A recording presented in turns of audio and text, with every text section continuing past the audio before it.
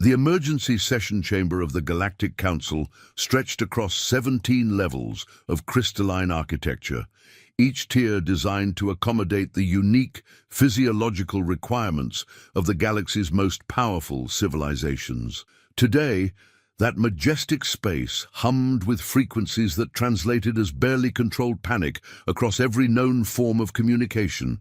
Admiral Kethyvaros of the Third Hegemony Fleet stood at the central podium, his towering form casting shadows that seemed to writhe with the weight of terrible knowledge. His 6 primary eyes blinked in the complex sequences that his people used to convey information too catastrophic for simple words, while his secondary optical organs tracked the reactions of the assembled representatives with predatory precision. Behind him, a constellation of holographic displays painted the chamber in the sickly light of defeat. The twisted wreckage of what had once been the most advanced military force the galaxy had ever assembled drifted in silent testimony to a disaster that defied every principle of modern warfare. Battlecruisers that had conquered star systems were reduced to expanding clouds of metallic debris.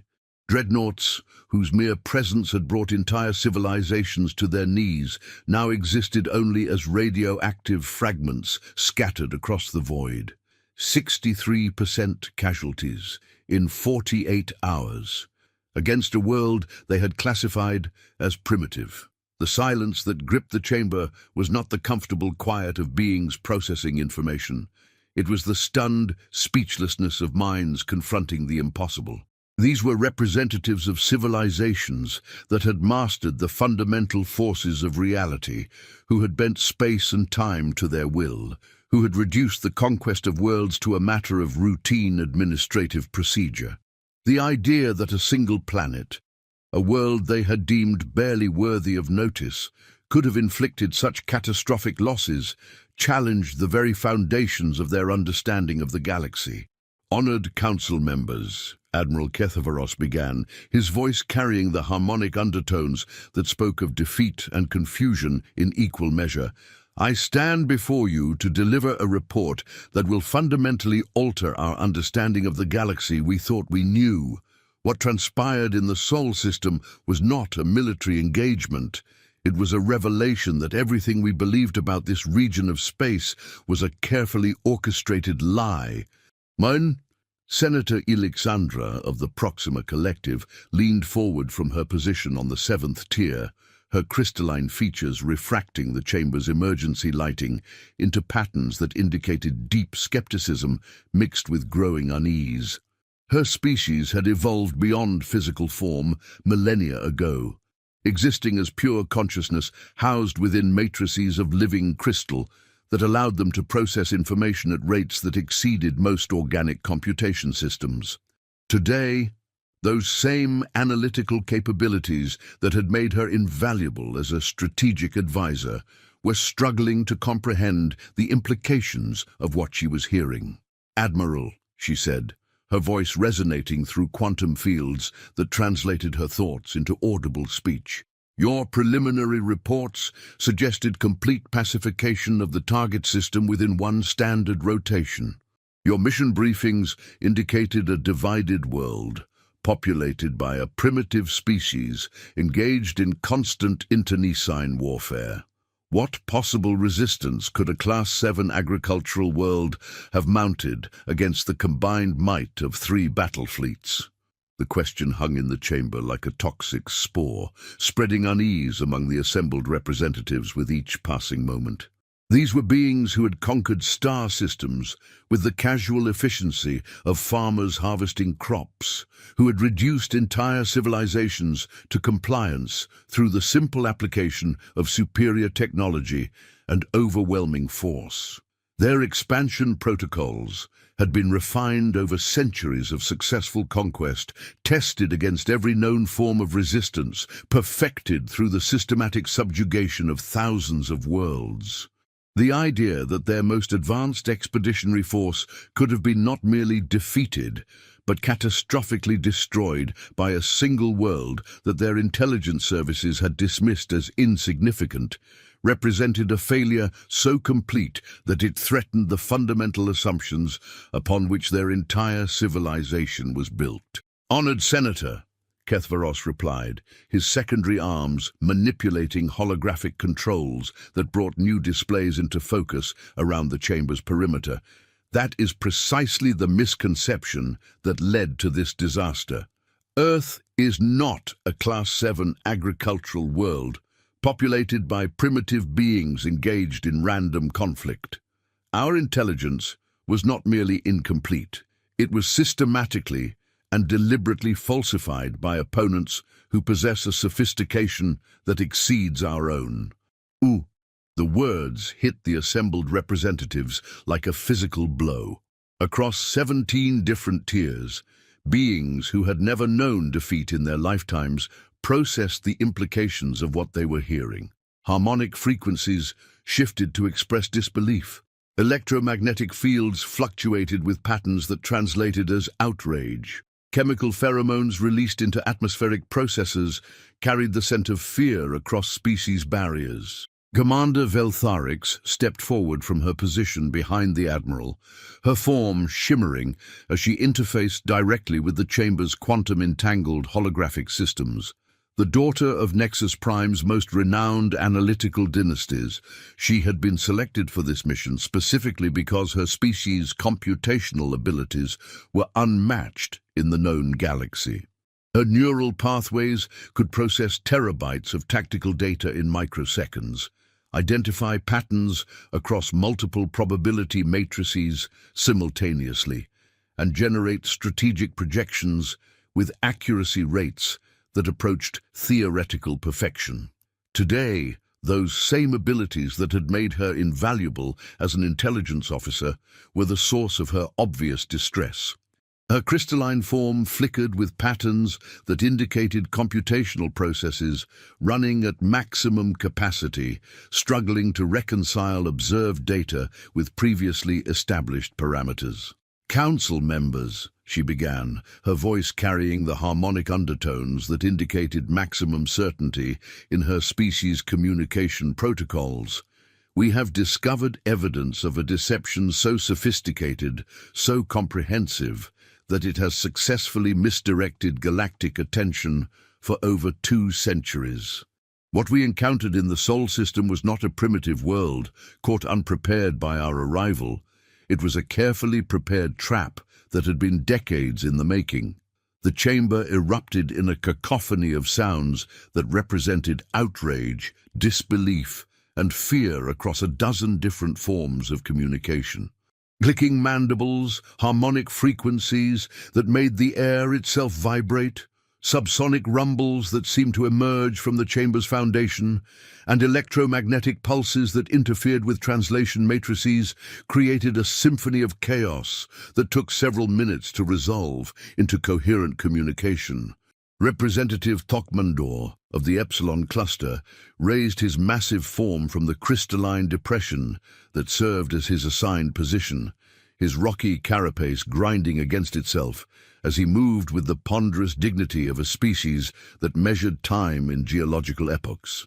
His people had achieved spaceflight when most of the current council members were still primitive organisms struggling to master fire, and their accumulated wisdom had guided galactic expansion for longer than most civilizations had existed.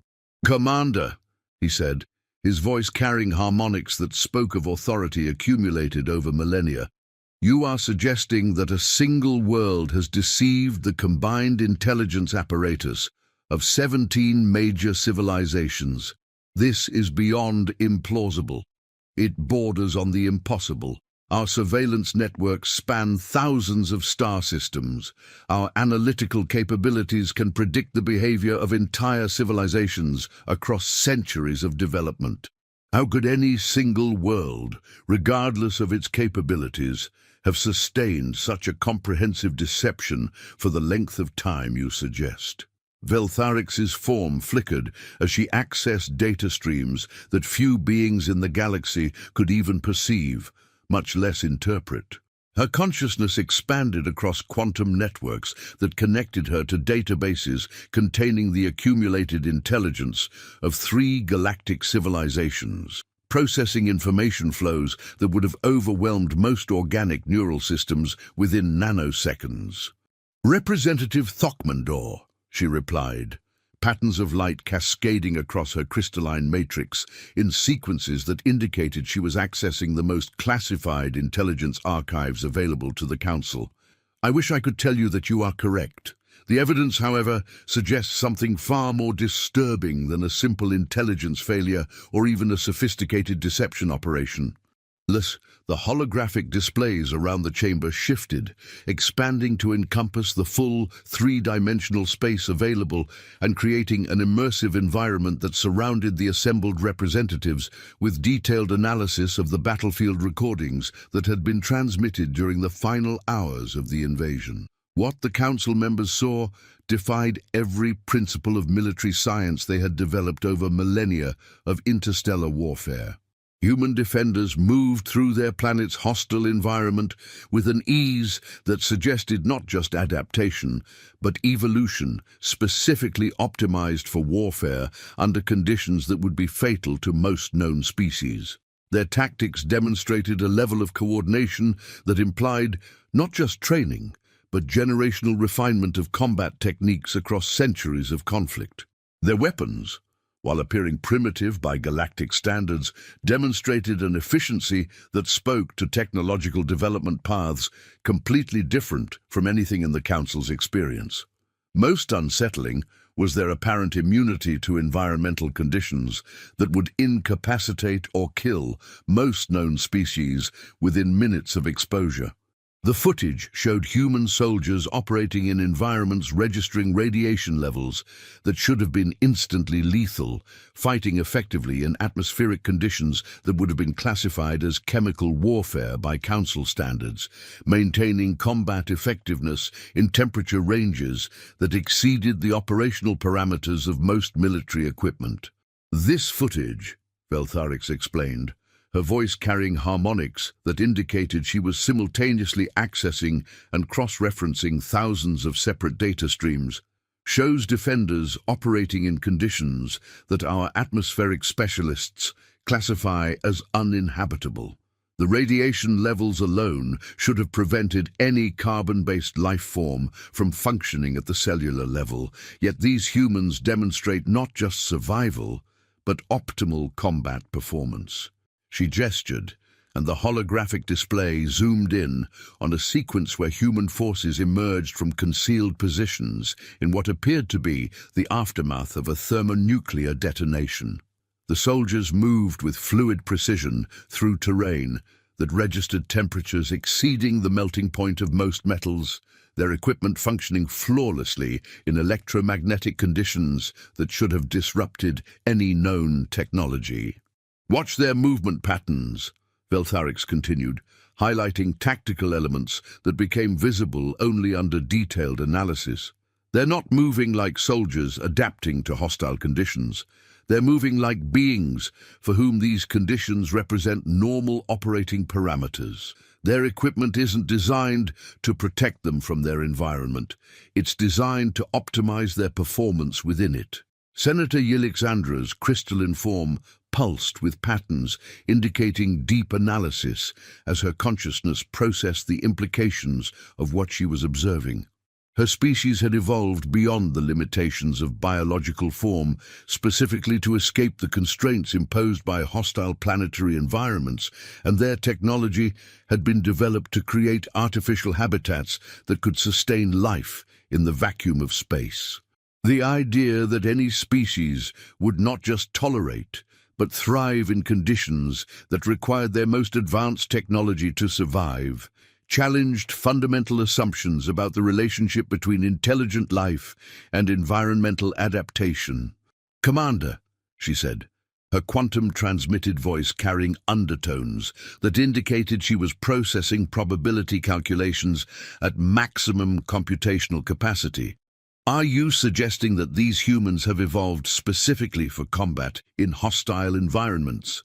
"I'm suggesting something far more disturbing, Senator," Beltharix replied, her form shimmering as she accessed environmental data that had been gathered during the initial survey operations. The evidence indicates that what we call hostile environments are simply normal operating conditions for this species.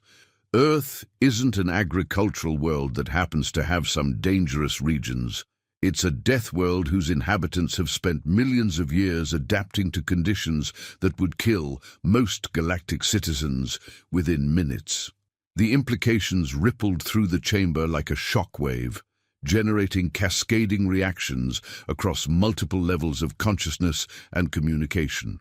The concept of death worlds was well established in galactic taxonomy, planets whose environmental conditions were so extreme that they were classified as uninhabitable by any known form of life. Such worlds served as natural laboratories for studying extreme physics, sources of rare materials that could only be extracted through robotic systems, and occasionally as testing grounds for military equipment designed to operate under impossible conditions. The idea that an entire civilization could not only survive on such a world, but thrive sufficiently to develop interstellar-level technology was theoretically possible, but had never been observed. The energy requirements alone would be staggering, the technological challenges seemingly insurmountable, the biological adaptations required so extreme that they would fundamentally alter the nature of intelligence itself. Until now. Admiral Kethvaros gestured with his primary manipulator appendages, and the display shifted to show comparative environmental data that had been compiled from the mission's sensor logs. Council members, during our initial surveys of Earth, we noted several environmental anomalies, but dismissed them as localized phenomena of minimal strategic significance. We now understand that these anomalies represent the planet's normal operating parameters. The data was staggering in its implications. Gravitational force, 40% above galactic standard, requiring constant energy expenditure from any visiting species just to maintain basic mobility. Atmospheric composition that would be toxic to most Council species, containing concentrations of reactive gases that would corrode standard equipment within hours of exposure.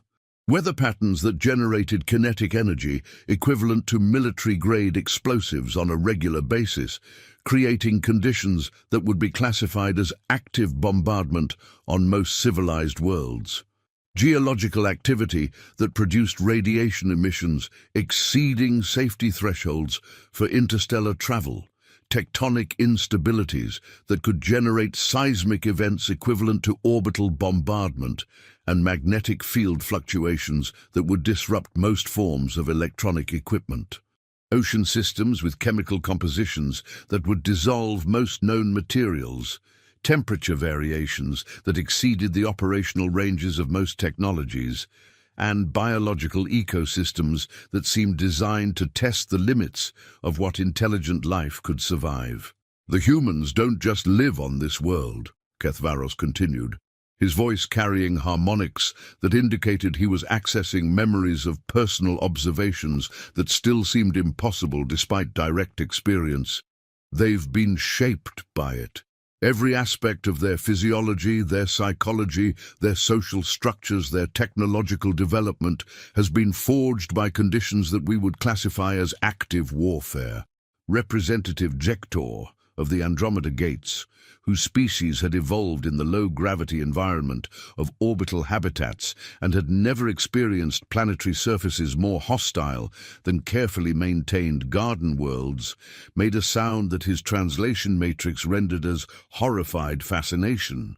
His people had achieved spaceflight by necessity, abandoning their homeworld when its star began exhibiting signs of instability, and had spent millennia developing technologies that could create perfect artificial environments in the sterile vacuum of space. The idea of intelligent life not just tolerating, but thriving in conditions that would require their most advanced life support systems was beyond their comprehension. "Admiral," he said, his voice carrying harmonic patterns that indicated his translation systems were struggling to find appropriate conceptual frameworks. "You're describing a species that has been in a state of evolutionary warfare for millions of years. The adaptive pressures alone would require genetic flexibility that exceeds anything in our biological databases." "Exactly, Representative," Kethvaros replied, manipulating holographic controls to bring up biological analysis data that had been extracted from the battlefields. "And that evolutionary pressure hasn't just shaped their biology, it's shaped their civilization. What we interpreted as primitive conflict between human factions was actually the most sophisticated military training program ever devised." The chamber fell silent as the implications became clear. Every war, every conflict, every instance of human aggression that the Council's observers had documented over the past 2 centuries hadn't been evidence of a primitive species unable to achieve unity. It had been evidence of a species that had turned warfare itself into an evolutionary adaptation mechanism. The recordings showed conflicts that had seemed random and wasteful by Council standards, but which now revealed themselves as carefully orchestrated training exercises designed to prepare the human species for exactly the type of encounter they had just experienced. Tactics that had appeared primitive were actually sophisticated adaptations to conditions that most galactic civilizations had never needed to consider.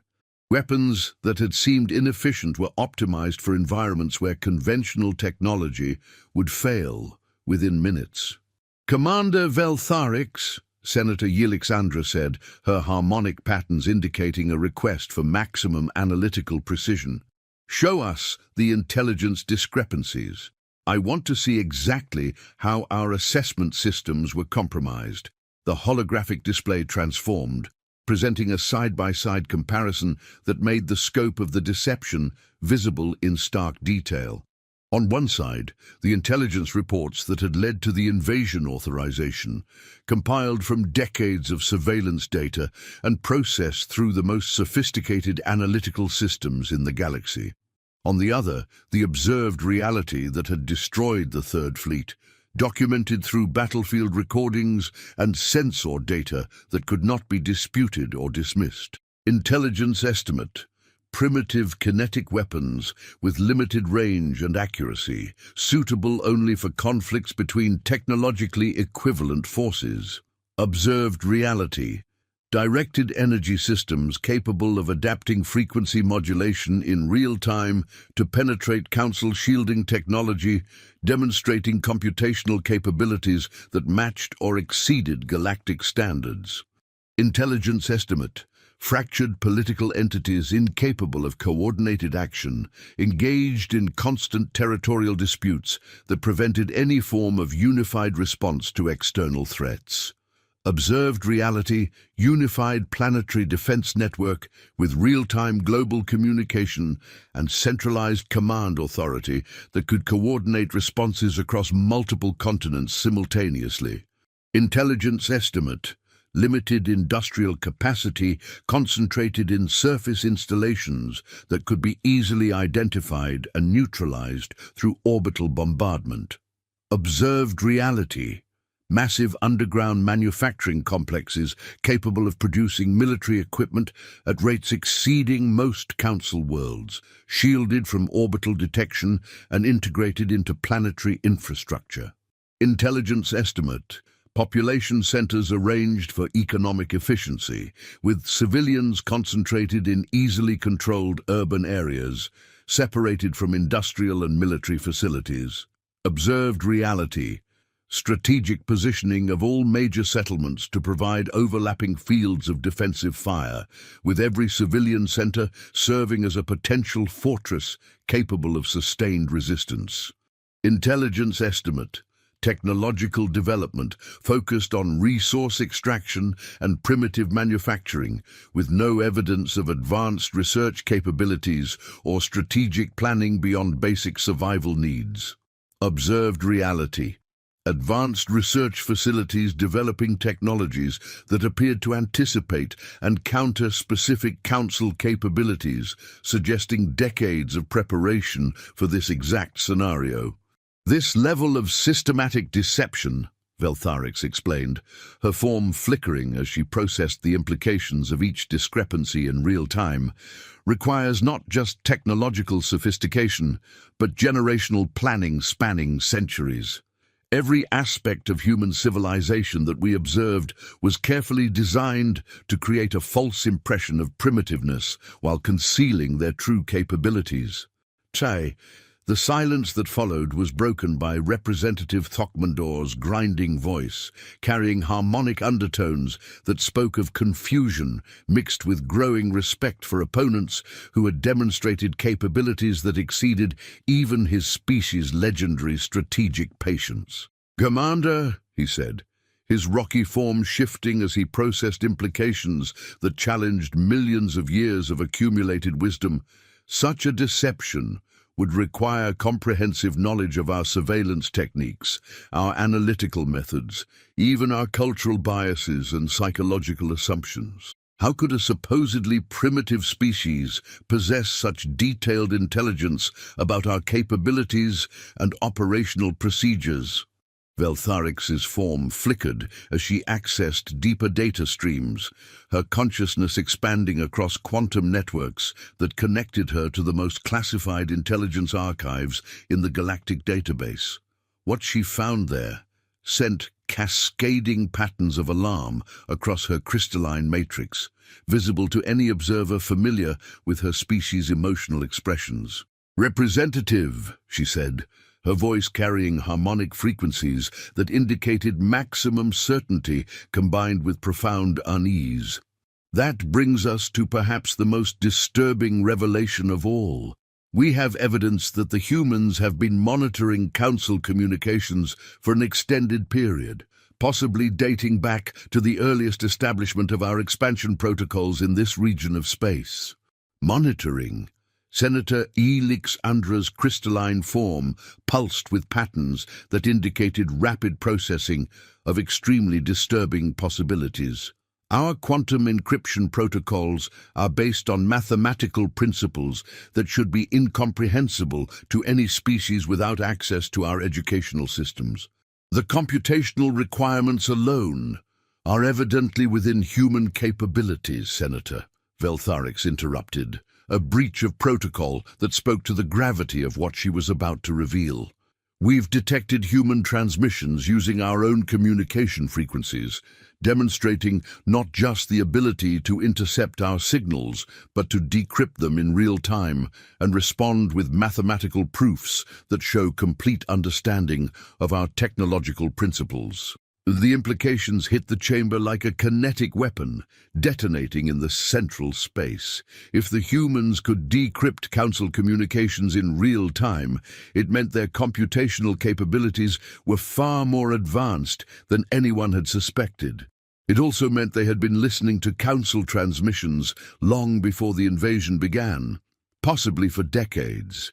Admiral Kethvaros stepped forward, his expression conveying the gravity of revelations that were reshaping his understanding of the galactic balance of power with each passing moment. "Council members, the humans didn't just know we were coming. They've known about the Council's existence for decades, possibly longer. They've been studying us, learning our capabilities, analyzing our strategic doctrines, and preparing for this encounter while maintaining the illusion that they were unaware of galactic civilization." The implications were staggering in their scope. If the humans had been monitoring Council communications for decades, they would have had access to strategic intelligence about every major power in the local galactic region. They would have known about military capabilities, diplomatic relationships, trade routes, resource allocations, technological developments, every piece of information necessary to plan a comprehensive defensive strategy against any conceivable threat. More disturbing still was the realization that their deception had been active rather than passive.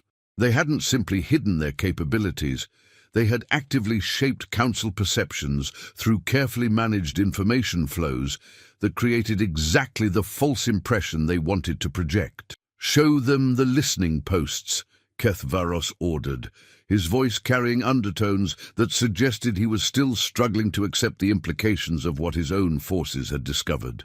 The display shifted again, revealing electromagnetic signatures that had been detected in Earth's outer system during the invasion. What the original surveys had dismissed as natural phenomena, cosmic background radiation, stellar emissions, magnetic field fluctuations, were revealed to be sophisticated monitoring stations positioned throughout the system to intercept communications across multiple star systems. The installations were masterpieces of stealth technology, designed to appear as natural cosmic phenomena while collecting and analyzing communications from across the entire local galactic region. Their power sources were disguised as stellar radiation emissions. Their transmission systems mimicked natural electromagnetic phenomena, and their data processing capabilities exceeded anything in the Council's current technological inventory. "These installations," Veltharix explained, her consciousness interfacing with sensor data that revealed new layers of deception with each analysis cycle, "have been operating for at least 50 standard years, possibly longer. They're designed to appear as natural cosmic phenomena while collecting and analyzing communications from across this entire region of space." The sophistication of the deception was breathtaking. Each monitoring station was a technological achievement that would have been considered impossible by Council engineering standards, combining stealth capabilities that could fool their most advanced sensors with computational power that could process data streams from hundreds of different civilizations simultaneously. Senator Alexandra's crystalline form pulsed with patterns that indicated she was processing implications faster than most organic minds could follow, her consciousness expanding across probability matrices that encompassed thousands of different strategic scenarios. "Commander," she said, her voice carrying harmonic undertones that suggested she was approaching the limits of her species' computational capabilities, "if the humans have been monitoring our communications for 50 years, they would have known about the Council's expansion plans, our resource allocation strategies, our military doctrine development, even the specific technologies we intended to use during the invasion." Precisely, Senator," Veltharix replied, her form shimmering as she accessed tactical analysis data that painted an even more disturbing picture. "The humans didn't just prepare to defend against an invasion.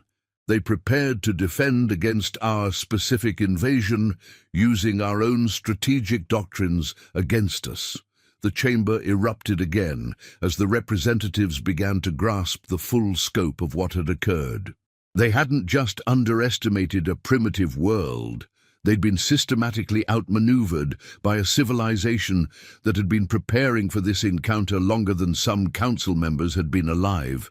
The tactical analysis revealed layer upon layer of strategic preparation that went far beyond simple defensive planning. The humans had studied council military doctrine in detail, identified weaknesses in their operational procedures, developed countermeasures for their most advanced technologies, and created tactical responses that seemed designed specifically to exploit the psychological assumptions underlying Council strategic thinking. Representative Jektor's translation matrix struggled to convey the complexity of his species' expression for existential terror, generating harmonic frequencies that made the chamber's atmospheric processes fluctuate as they attempted to maintain optimal environmental conditions. "Admiral," he said, his voice carrying undertones that suggested he was questioning fundamental assumptions that had guided his civilization for millennia, "are you suggesting that the humans have been planning this defensive strategy for multiple generations? That entire human lifetimes have been dedicated to preparing for a conflict that might never have occurred?" "Representative," Kethvaros replied, manipulating holographic controls to bring up new displays that revealed the true scope of human preparations. We're suggesting something far more comprehensive than that. We've detected evidence that Earth's defensive preparations extend far beyond their home system. The holographic projection expanded to encompass a three-dimensional map of local space that revealed a network of facilities scattered across dozens of asteroid belts and planetary systems within 100 light-years of Earth. Mining operations that were producing raw materials at rates far exceeding the needs of a single world. Construction facilities assembling components whose purpose was unclear, but whose technological sophistication matched or exceeded Council standards. Communication networks that connected these installations through quantum entanglement protocols that the Council was only beginning to understand. These installations, Veltharix explained, her consciousness expanding to encompass the strategic implications of what they were observing, appear to have been operating for decades, possibly longer. They're connected by communication networks that use quantum entanglement protocols we're only beginning to understand, and they're producing industrial output that exceeds the combined capacity of several Council worlds. Ngi, the scope of human preparations was becoming clear, and it was far more extensive than anyone had imagined. They hadn't just been preparing to defend Earth. They'd been building the infrastructure necessary to project power across interstellar distances, to support extended conflicts against technologically advanced opponents, and to maintain industrial capacity even if their homeworld were compromised. The implications were staggering.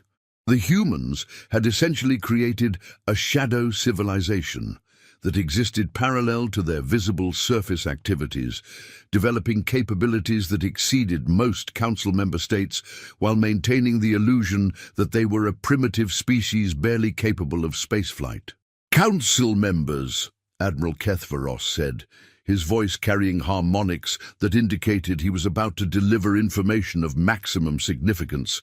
"We have reason to believe that the humans have been in contact with other civilizations in this region of space, civilizations that have managed to avoid Council detection through similar deception strategies."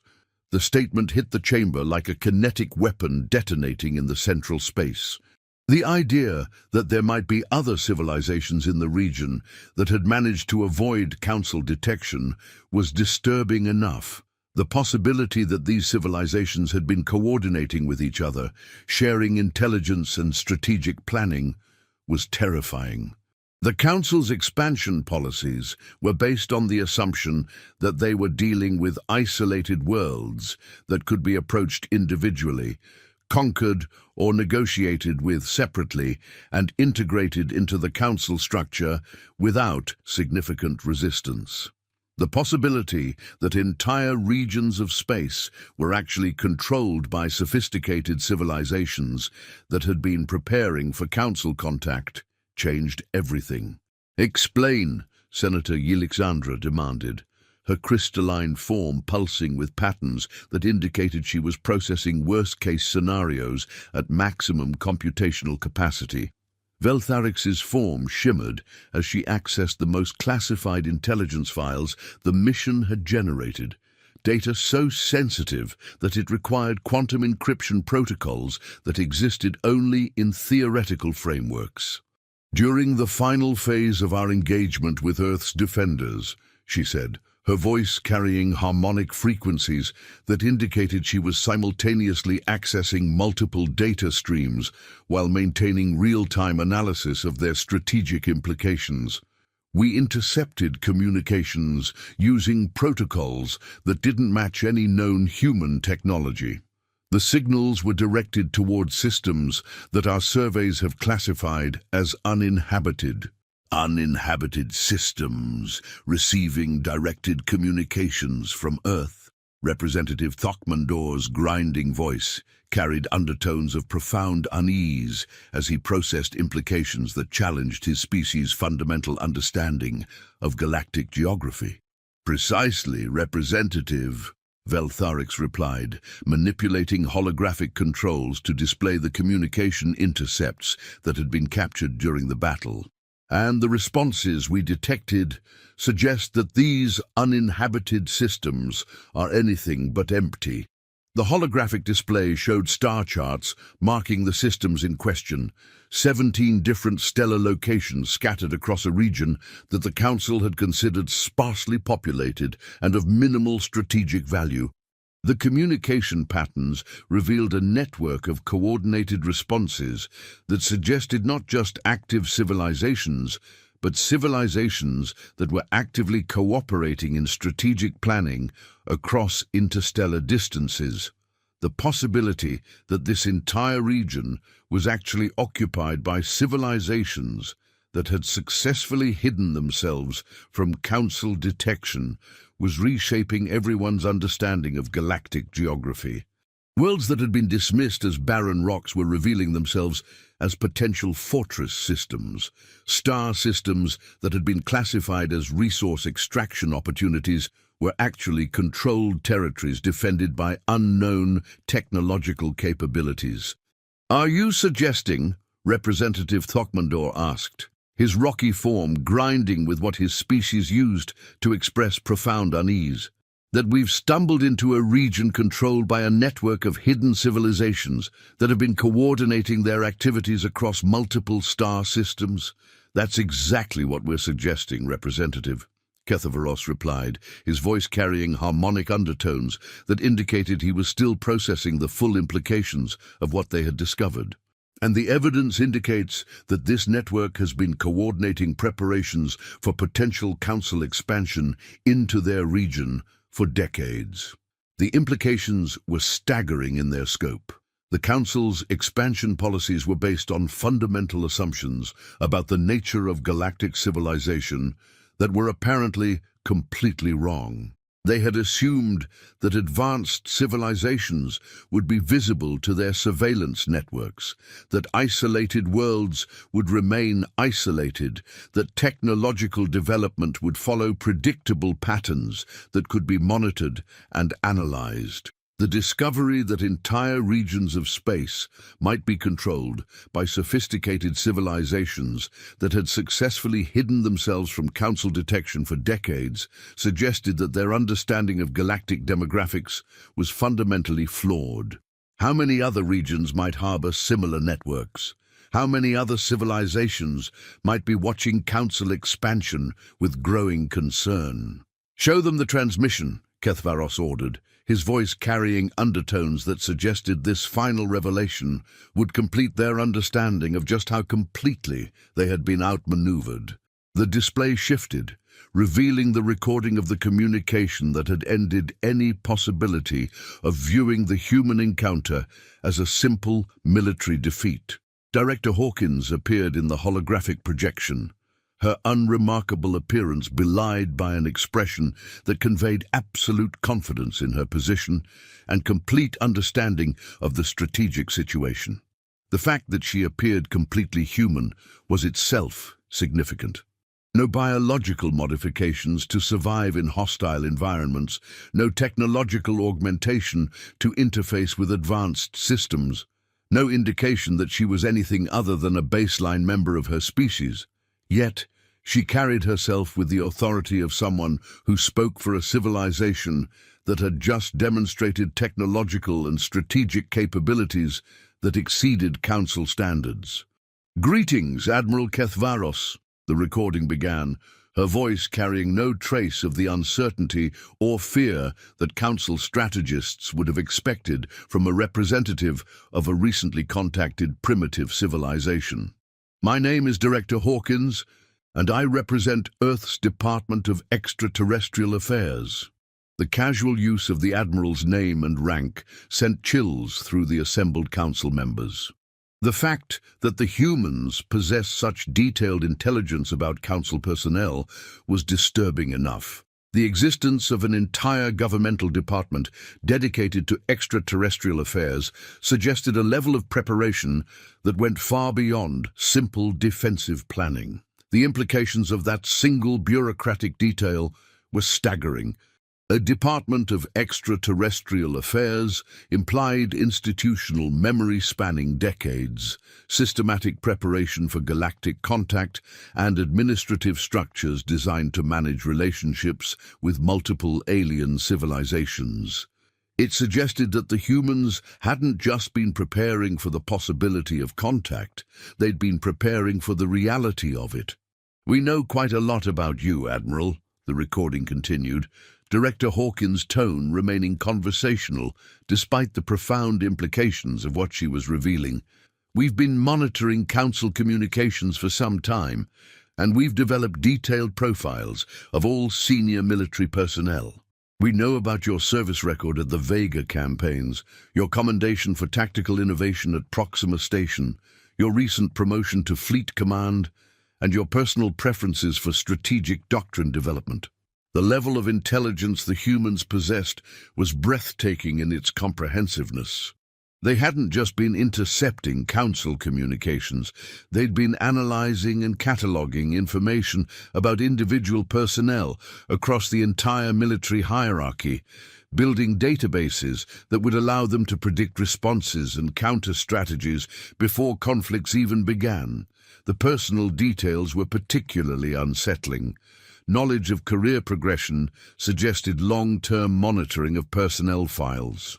Understanding of tactical preferences implied analysis of combat reports and strategic assessments.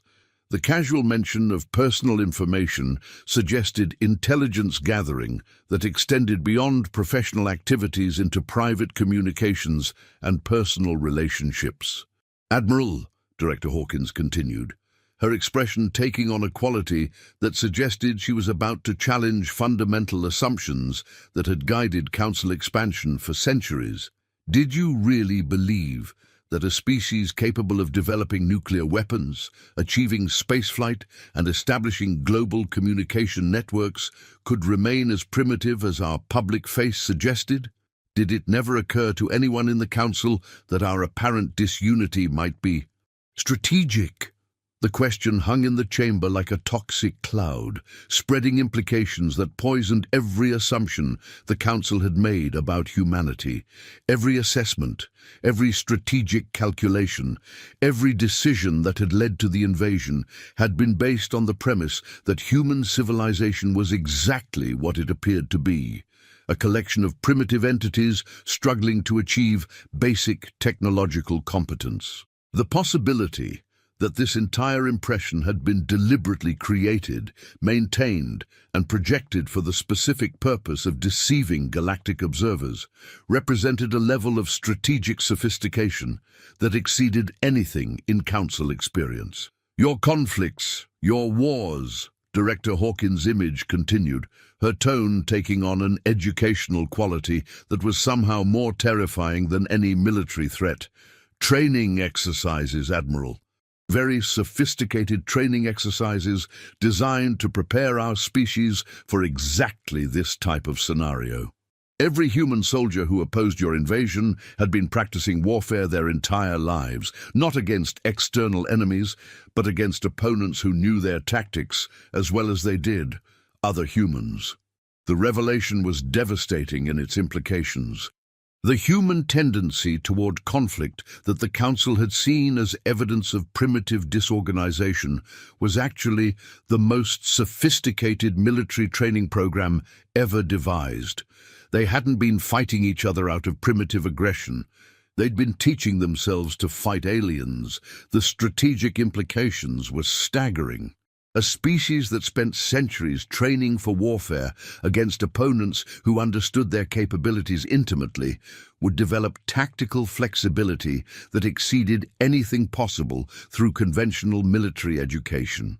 They would learn to adapt to unexpected situations, to overcome technological disadvantages through superior tactics, to coordinate responses across vast distances and diverse environmental conditions. "You've been preparing for us specifically?" Admiral Kethvaros's voice on the recording carried undertones of disbelief that were now shared by every member of the assembled Council. "Not just for the Council, Admiral," Director Hawkins replied, her expression becoming more serious without losing its underlying confidence.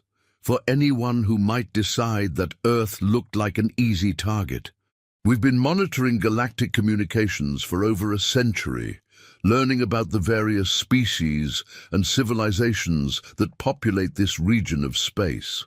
We know your capabilities, your strategies, your technological limitations, your psychological assumptions, and your strategic weaknesses. We've been preparing for all of you. The implications rippled through the chamber like expanding shockwaves. The humans hadn't just been preparing to defend against the Council, they'd been preparing to defend against any potential galactic threat. Their intelligence network had been gathering information about every major civilization in the region, analyzing their capabilities, developing countermeasures, and creating strategic responses tailored to specific opponents. The scope of preparation suggested institutional thinking that operated on timescales far beyond anything in Council experience.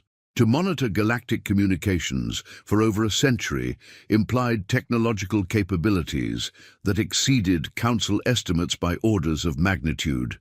To analyze multiple civilizations simultaneously suggested computational resources that rivaled their most advanced systems.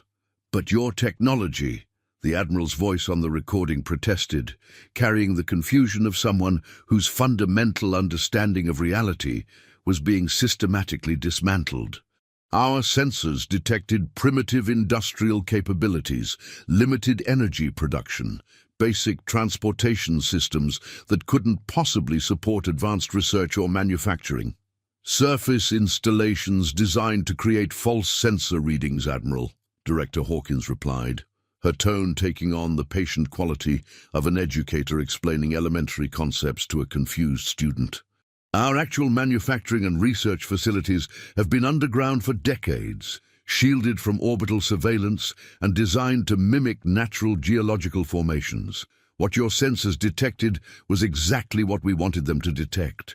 The scale of the deception was becoming clear, and it was more comprehensive than anything in galactic history. Every piece of intelligence the Council had gathered about Earth had been carefully crafted to support a false narrative. The humans had been conducting a centuries-long intelligence operation designed to control galactic perceptions of their world while they prepared for inevitable contact with galactic civilization. The sophistication required to maintain such a deception across multiple centuries through contacts with dozens of different galactic civilizations, while simultaneously developing the technological and military capabilities necessary to defend against advanced opponents, suggested a level of strategic thinking that operated on timescales that exceeded most civilizations' entire existence. "Admiral," Director Hawkins' image continued, her tone shifting to one that carried undertones of both warning and opportunity. "Did it never occur to the Council that a species capable of global communication might be capable of global coordination? That a world that could develop spaceflight might be capable of developing technologies that weren't immediately visible to casual observation?" The questions cut to the heart of the Council's fundamental assumptions about technological development and civilization. They had assumed that any species with significant capabilities would be immediately visible to their surveillance networks, that advanced technology would follow predictable development patterns, that intelligent species would organize themselves according to models that the Council could understand and predict. The possibility that advanced civilizations might deliberately conceal their capabilities, that technological development might follow paths completely outside Council experience, that intelligent species might develop strategic thinking that exceeded Council analytical capabilities, had never been seriously considered. "We've been in communication with other species that share our concerns about Council expansion," the recording continued, Director Hawkins' expression taking on a quality that suggested she was about to reveal information that would fundamentally alter the galactic balance of power. "Some of them have been hidden even longer than we have. The final revelation sent waves of panic through the chamber. The network of hidden civilizations wasn't just a theoretical possibility. It was an active alliance that had been preparing for Council expansion for generations. The implications were staggering. Entire regions of space that the Council considered sparsely populated might actually be controlled by sophisticated civilizations that had been coordinating their activities for decades or centuries. The recording ended, leaving the chamber in stunned silence. The assembled representatives stared at the empty holographic display, trying to process the magnitude of what they'd learned. The Council hadn't just failed to conquer a primitive world, they'd revealed themselves to a network of advanced civilizations that had been preparing for this encounter for decades. Council members, Admiral Kethvaros said finally, his voice carrying harmonics that indicated he was struggling to maintain composure in the face of revelations that challenged every assumption upon which his career had been built. We face a situation unprecedented in galactic history. We have encountered not just one hidden civilization, but evidence of an entire network of worlds that have been successfully concealing their true capabilities from our surveillance systems. The implications of this statement rippled through the chamber like expanding waves of uncertainty. Every expansion operation, every strategic assessment, every assumption about galactic demographics would need to be reconsidered in light of the possibility that their intelligence networks had been systematically compromised for decades. Senator Alexandra's crystalline form pulsed with patterns that indicated she was processing implications at maximum computational capacity, her consciousness expanding across probability matrices that encompassed thousands of different strategic scenarios. "Admiral," she said, her voice carrying harmonic undertones that suggested she was approaching the limits of her species' analytical capabilities, "what are your recommendations for responding to this situation?" "Senator," Kethvaros replied, his voice heavy with the weight of admitting a truth that no Council military officer had ever been forced to acknowledge. "With respect, I don't believe we're in a position to respond at all. The strategic initiative has passed entirely to the humans and their allies. They know our capabilities, our locations, our strategic doctrines, our technological limitations, and our psychological assumptions. We know virtually nothing about theirs." The admission hung in the chamber like a death sentence. The Council had built its expansion policies on the assumption of overwhelming technological and strategic superiority. Their entire civilization was organized around the principle that they possessed capabilities that exceeded any potential opposition, that their surveillance networks could detect any significant threat, that their military forces could overcome any conceivable resistance. The discovery that they were facing opponents who possessed equivalent or superior capabilities while maintaining the advantage of comprehensive intelligence about Council operations changed the fundamental balance of power in the galaxy. "What do we know about their technological capabilities?" Representative Zhektor asked, his translation system struggling to convey the complexity of emotions that his species was experiencing as they processed the implications of their changed circumstances. Commander Veltharix interfaced with the chamber's display systems again, her consciousness expanding to encompass the complete analysis of human technology that had been observed during the engagement. What she revealed painted a picture of technological sophistication that exceeded Council capabilities in several critical areas. "Representative," she said, her voice carrying harmonic frequencies that indicated she was accessing data streams that pushed the limits of her analytical capabilities. "The humans appear to possess technological capabilities that match or exceed Council standards in several key areas. Their material science is particularly advanced. They've developed armor and shielding systems that our weapons had difficulty penetrating. The holographic displays around the chamber shifted to show detailed analysis of human equipment that had been recovered from the battlefield. The materials exhibited properties that didn't match anything in Council databases. Molecular structures that seemed to strengthen under stress. Energy absorption characteristics that improved with exposure to different frequency ranges. Self-repair mechanisms that operated at the atomic level. Their energy weapons, Admiral Kethvaros added, his voice carrying undertones that suggested he was still struggling to accept the implications of what his forces had encountered, demonstrated adaptive capabilities that suggest real-time analysis of our defensive systems. They weren't just using advanced technology, they were using adaptive technology that could modify its operating parameters during combat. The implications were staggering. Adaptive technology represented a level of computational sophistication that few Council civilizations had achieved. The ability to analyze enemy defensive systems in real time and modify weapon characteristics to exploit weaknesses suggested artificial intelligence capabilities that exceeded anything in Council arsenals. The fact that the humans were deploying such systems on a planetary scale indicated industrial and technological capacity far beyond what their public face had suggested. It also implied research and development capabilities that could produce innovations at rates that exceeded Council technological advancement. Council members, Veltharix continued, her form flickering as she processed the most disturbing aspect of human technological capabilities. There's something else you need to understand about the human defensive strategy. They didn't just repel our invasion, they studied it. We've detected electromagnetic signatures indicating that they've been scanning and analyzing the wreckage of our ships.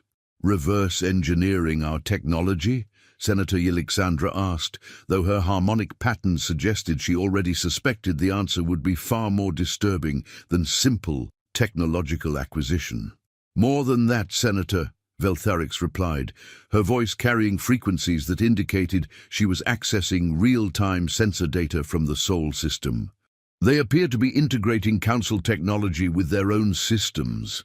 The energy signatures we're detecting from Earth's orbital platforms now include elements that match our own power generation systems, but modified in ways that suggest they've improved upon our designs. The revelation sent another wave of unease through the chamber. The humans weren't just defending themselves, they were learning from the encounter, incorporating Council technology into their own systems, potentially developing capabilities that exceeded either civilization's individual achievements. The strategic implications were terrifying. An opponent who could analyze and improve upon their technology during combat represented a threat that would only grow stronger with each engagement.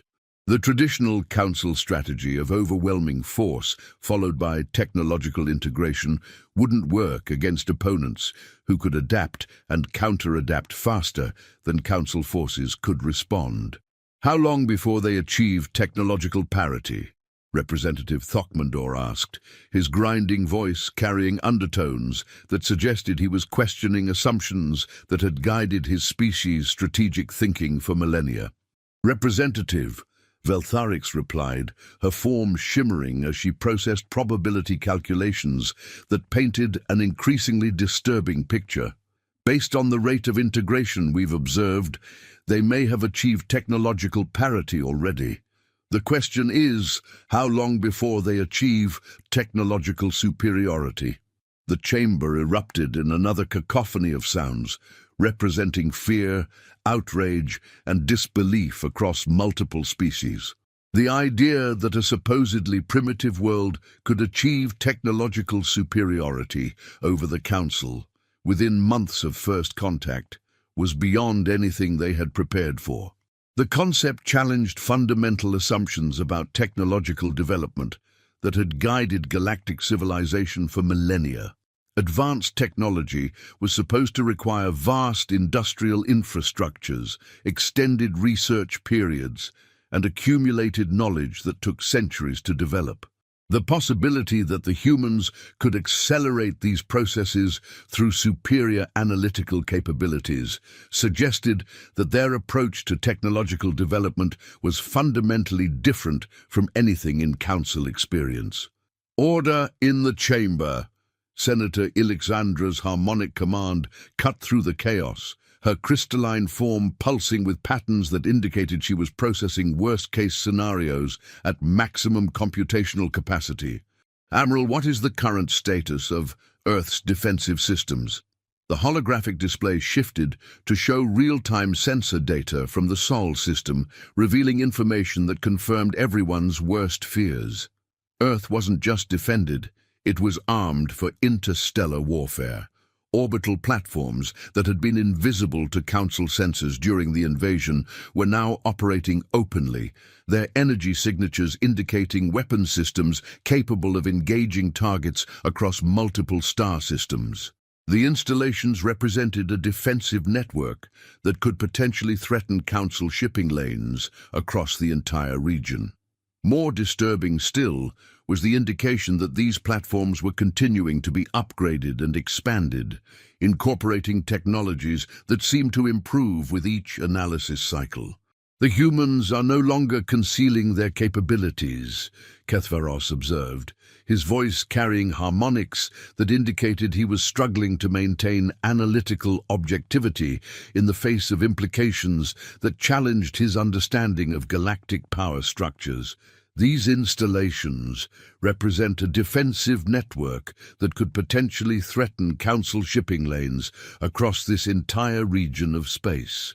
Are you suggesting they're preparing for offensive operations?" Representative Jector asked, his translation systems struggling to convey the complexity of his species' growing concern. "I'm suggesting that the distinction between defensive and offensive capabilities becomes meaningless when dealing with weapons that can engage targets across interstellar distances," the Admiral replied, his voice heavy with implications that were reshaping his understanding of strategic planning. "The humans now possess the capability to project force throughout this region of space." The implications were clear and terrifying. The humans hadn't just successfully defended their world, they'd emerged from the encounter as a major military power capable of threatening Council interests across multiple star systems. The failed invasion had accomplished the exact opposite of its intended purpose. Instead of eliminating a potential threat, it had created one. Worse still was the realization that this outcome had probably been anticipated and planned for by the human leadership.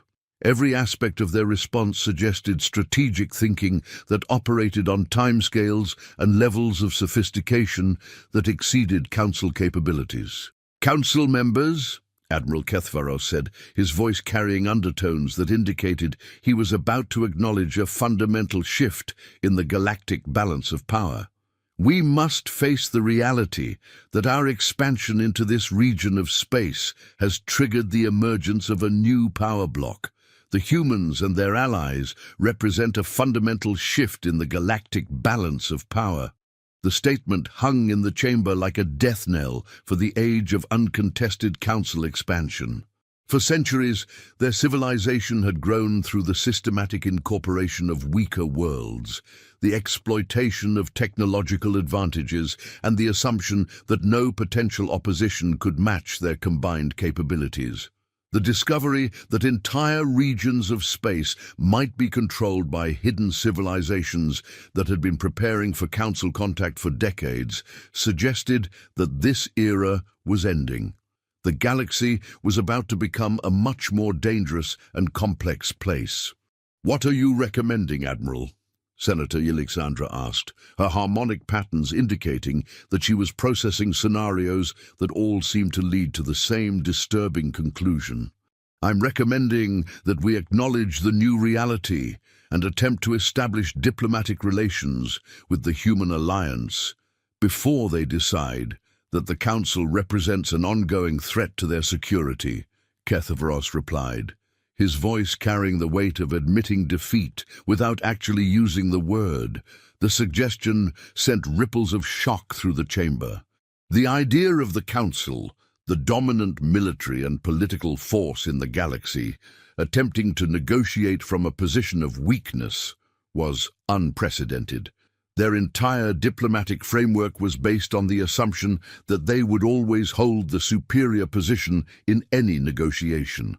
Admiral Representative Jector protested, his rocky form grinding with what his species used to express fundamental disagreement. "You're suggesting that we negotiate with a species that destroyed 60% of your fleet?" Representative, Kethvaros replied, his voice carrying harmonics that indicated he had processed implications that his questioner had not yet fully grasped. "I'm suggesting that we negotiate with a species that could have destroyed 100% of my fleet, but chose to let us retreat instead. The humans demonstrated mercy during our encounter. That mercy represents an opportunity that may not be extended indefinitely." The observation sent chills through the assembled representatives. They had been so focused on the military defeat that they hadn't considered the implications of the humans' restraint.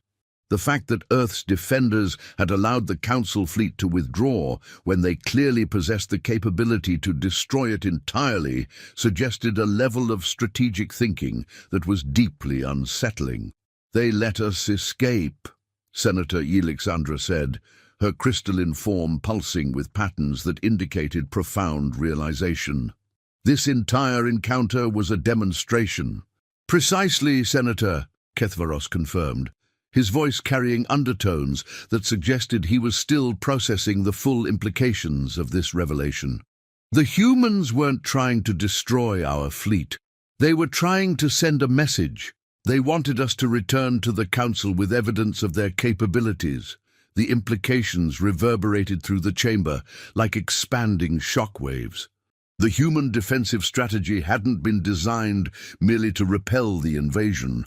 It had been designed to serve as a warning to the entire galactic community. Every aspect of their response had been calculated to demonstrate their capabilities while providing survivors who could carry that information back to the Council. The strategic sophistication required to plan and execute such a complex operation was staggering. They had needed to demonstrate sufficient capability to discourage future attacks while avoiding actions that would be interpreted as aggressive enough to justify escalation.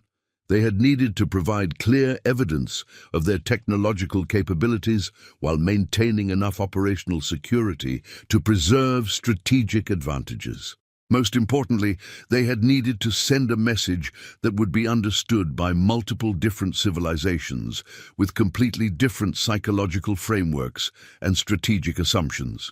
"Council members," Kethvaros continued, his voice carrying harmonics that indicated he was struggling to convey the full implications of what they were facing. "We are dealing with opponents who think in terms of generational strategies. They planned this encounter decades in advance, controlled our perceptions of their capabilities, and manipulated our response to serve their strategic objectives. We are not dealing with a primitive species that got lucky. We are dealing with strategic thinkers whose planning horizon exceeds our own." The admission was devastating in its implications. The Council's strategic planning typically operated on timescales of years or decades at most. The possibility that they were facing opponents who planned in terms of centuries fundamentally altered the nature of the challenge they faced. Traditional Council strategy assumed that their technological and organizational advantages would allow them to adapt faster than any potential opposition. Against opponents who had been preparing for specific scenarios for longer than most Council members had been alive, these advantages became meaningless. "What do we know about their current activities?" Representative Thokmandor asked, his grinding voice carrying undertones that suggested he was beginning to understand that their situation was far worse than even these revelations indicated. Commander Veltharix interfaced with the most recent intelligence data, her consciousness expanding across sensor networks that monitored activity throughout the local galactic region. What she found painted a picture of accelerating preparation that suggested the humans and their allies were moving to the next phase of their strategic planning. "Representative," she said, her voice carrying harmonic frequencies that indicated she was processing real-time data streams. "Our long-range sensors indicate increased activity throughout the Human Alliance network. We're detecting massive energy signatures from multiple systems, suggesting accelerated industrial production on a scale that exceeds anything in our previous observations." "They're building something?" Senator Alexandra asked, though her harmonic patterns suggested she already suspected the answer would be far more comprehensive than simple construction projects.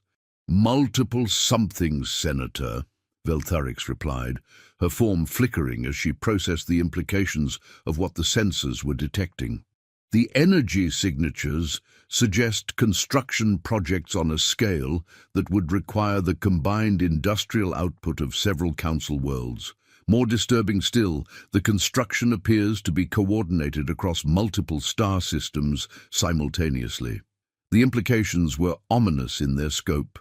If the humans were engaged in massive construction projects immediately following their demonstration of military capability, it suggested they were preparing for conflicts that would exceed the scale of the initial invasion by orders of magnitude.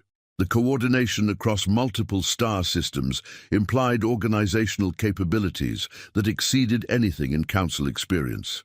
To manage industrial projects across interstellar distances required communication systems, logistical networks, and administrative structures that suggested their civilization was far more advanced than their public face had indicated. "Senator Alexandra," Admiral Kethvaros said, his voice carrying undertones that indicated he was about to make a request that represented a fundamental acknowledgement of changed circumstances. "I request permission to attempt direct communication with the human leadership." "For what purpose, Admiral?" the senator asked, though her harmonic pattern suggested she already understood the implications of his request.